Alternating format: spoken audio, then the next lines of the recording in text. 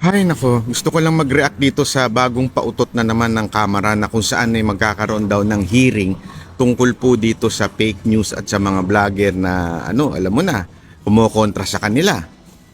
Hindi ko lang maintindihan talaga kung sadyang mawalang galang na po Sadya ho ba talagang mga tanga kayo? O baka naman talagang mga diktador na kayo? Bakit ko kanyo nasabing tanga?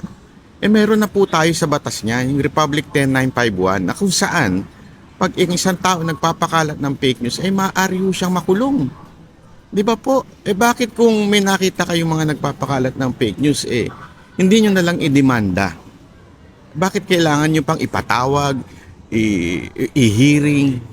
Ako alam ko lang isang dahilan kung bakit gusto nyo gawin ito. Para mabilis ang proseso na makulong kaagad. Kasi pag kinontra kayo, ipinakukulong nyo na kagad. O kaya pag hindi nyo nagustuhan yung sagot, ipinakukulong nyo na kagad without due process. Sa tingin ko, yan ang gusto ninyong gawin.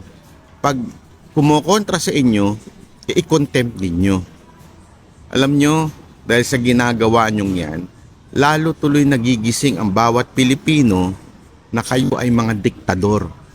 Na kayo ay sinusubukan ninyong i-control ang buong Pilipinas. Mahiya naman po kayo dahil yan po ang pinaglaban ng ating mga bayani. Di ba? Kakadaan lamang po ng Rizal Day. Yan po isa sa pinaglaban ng ating bayani, ang kalayaan ng pamamahayag. Tapos, yan ang inyong kokontrahin ngayon. Kung sabi nyo fake news, idemanda ninyo. May sapat na tayong batas dyan.